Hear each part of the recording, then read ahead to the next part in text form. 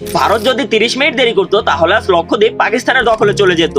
স্বাধীনতার পর ভারত ও পাকিস্তান বিভিন্ন ভূখণ্ড নিয়ে বিরোধে জড়িয়ে পড়েছিল, কিন্তু লক্ষদ্বীপের মতো গুরুত্বপূর্ণ দ্বীপপুঞ্জের দিকে তখন খুব একটা নজর দেওয়া হয়নি। পাকিস্তান দেখলো যে লক্ষদ্বীপে মুসলিম জনসংখ্যাই বেশি, তাই তারা ভাবলো দ্বীপটি প্রথমে দখল করতে পারলে তারা শুধু কৌশলগত সুবিধা পাবে না, বরং ভারতের উপরও চাপ সৃষ্টি করতে পারবে। সেই সময় লক্ষদ্বীপেও কোনো দেশের পতাকা উত্তোলন করা হয়নি। এমন পরিস্থিতিতে পাকিস্তান গোপনে লক্ষদ্বীপের দিকে একটি জাহাজ পাঠায়, কিন্তু এই খবর ভারতীয় গোয়েন্দা সংস্থার কাছে পৌঁছানোর সঙ্গে সঙ্গে তৎকালীন স্বরাষ্ট্রমন্ত্রী সর্দার বল্লভভাই প্যাটেল ভারতীয় নৌবাহিনীকে অবিলম্বে একটি জাহাজ পাঠিয়ে সেখানে ভারতীয় পতাকা উত্তোলনের নির্দেশ দেন। সমস্যা ছিল পাকিস্তানি জাহাজটি ইতিমধ্যে রওনা হয়ে গিয়েছিল, তবে ভারতীয় নৌবাহিনী দ্রুততার সঙ্গে সময় মতো লক্ষদ্বীপে পৌঁছে যায় এবং সেখানে ভারতীয় পতাকা উত্তোলন করে। এরপর যখন পাকিস্তানি জাহাজটি সেখানে পৌঁছায় তখন ভারতীয় পতাকা উড়তে দেখে তারা আর কোনো পদক্ষেপ না নিয়ে ফিরে যায়। অনেকের মধ্যে যদি ভারত মাত্র 30 মিনিট দেরি করতো তাহলে আজ লক্ষদ্বীপ পাকিস্তানের অংশ হতে পারতো।